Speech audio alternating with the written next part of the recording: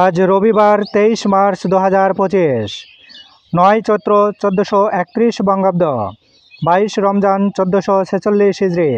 জানিয়ে দেব আজকের দৈনিক আমার দেশ পত্রিকার শিরোনামগুলো।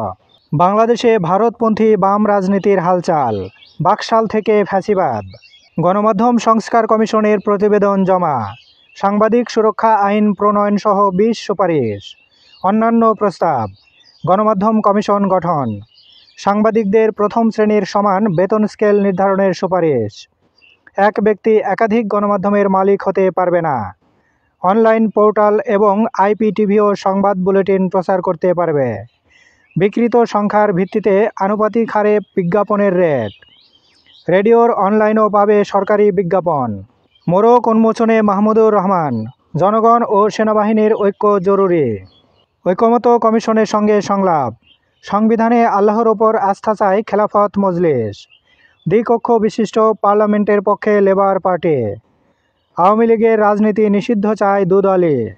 প্রতিদিন দৈনিক পত্রিকাগুলোর শিরোনাম জানতে লাইক, কমেন্ট এবং সাবস্ক্রাইব করুন। এবার শেষের পাতা। আওয়ামী লীগ নিষিদ্ধের দাবি জুলাই বিপ্লবীদের, শহীদ মিনারে বিক্ষোভ মিছিল। প্রকল্পের ব্যয় বেড়ে 4 গুণ, 10 বছরে সম্পন্ন মাত্র 9%। সায়েদাবাদ পানি শোধনাগার, 4,500 কোটির প্রকল্পের ব্যয় বেড়ে 16,000 কোটি টাকা। ঋণের টাকায় বড় অনিয়মের শঙ্কা, 15 প্রকল্প একনেকে উঠেছে আজ। জুলাইয়ের প্রেরণায় গড়তে চাই ইনসাফের বাংলাদেশ, সাক্ষাৎকারে শরীফ ওসমান হাদি।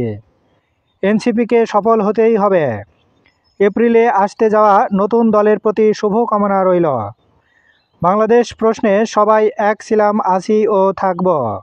ইফতার মাহফিলে তারেক রহমান, রাজনীতিতে ভিন্নমত থাকলেও ফ্যাসিবাদ প্রশ্নে আপোষ নয়।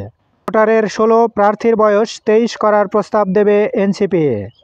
সংবাদ সম্মেলনে মির্জা ফখরুল, কমিশনের সুপারিশে অনির্বাচিতদের ক্ষমতায়নের প্রচেষ্টা দেখছে বিএনপি।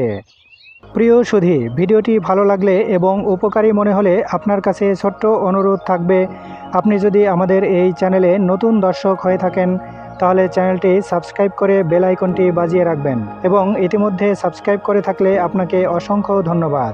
সেই সাথে কোন পত্রিকার খবর জানতে চান কমেন্ট বক্সে লিখে জানাবেন।